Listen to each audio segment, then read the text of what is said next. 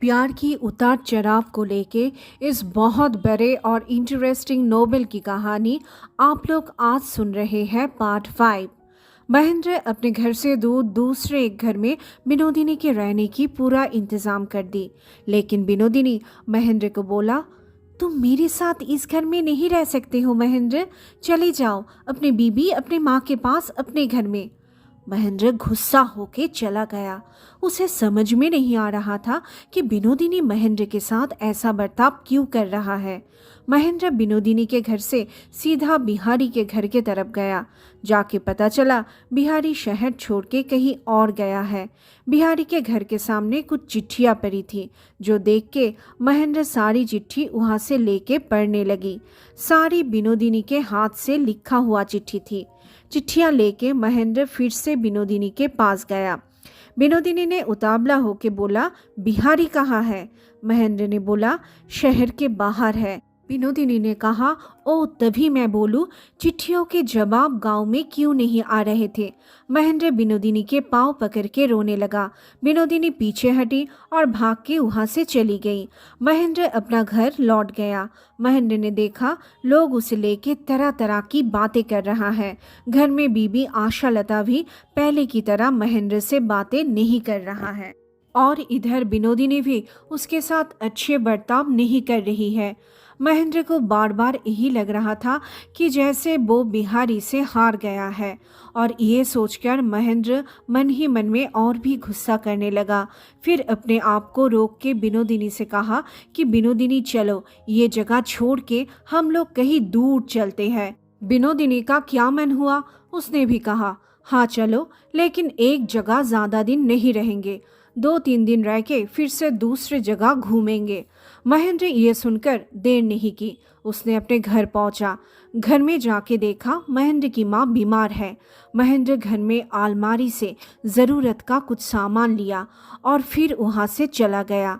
माँ के लिए एक डॉक्टर भेज दिया। अपनी बीबी, अपनी माँ और समाज, किसी के बारे में ना सोच के बिनोदिनी को लेके दूर चला गया। शहर छोड़ने के बाद भी महेंद्र ने देखा कि बिनोदिनी उसके हाथ नहीं आ रही थी। बिनोदिनी स्टेशन में लड़कियों का जो वेटिंग रूम था या फिर किसी भी जगह जाके लड़कियों के साथ रहने की जगह पर रहती थी। और इधर महेंद्र की माँ ने जब सुना महेंद्र बिनोदिनी को लेके शहर छोड़ के चला गया, तब माँ को इतना ज़्यादा दुख मिला कि माँ की तबीयत और भी खराब हो गई। माँ को बिहारी की बहुत याद आने लगी। कैसे बिहारी तबीयत खराब होने पर उनका सेवा करता था, वो सब बार बार याद आने लगी। माँ के साथ साथ आशा लता भी बिहारी को याद करने लगी। जब भी घर का परिस्थिति कुछ इधर उधर होता था, तब कैसे बिहारी सब कुछ संभालता था, वो सब याद आने लगी।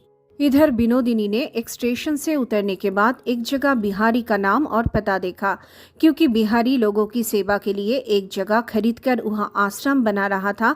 तो ये बात अखबार में छपा था और वहां से बिनोदिनी को पता चल गई थी कि बिहारी कहाँ रहता है। बिनोदिनी एक रिक्शा पकड़ के उस पते पर चल दी।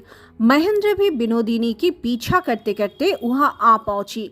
बिनोदिनी वहां जाके पहले पता लगाई कि बिहारी का घर कौन सा है। वहां पे एक देख रेख करने वाला आके बताया बिहारी अब यहाँ पे नहीं रहता है, आता जाता रहता है। बिनोदिनी झट से उस घर में रहना शुरू कर दी जहाँ बिहारी रहता था। उस घर में रह के बिनोदिनी को बहुत शांति महसूस हो रही थी।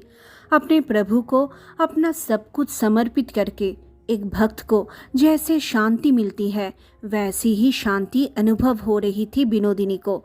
महेंद्र जब घर के सामने आकर बिनोदिनी के साथ बातें करना चाह रहा था, तब बिनोदिनी महेंद्र को देखकर बहुत गुस्सा हो गई और महेंद्र को वहां से चले जाने के लिए बोली।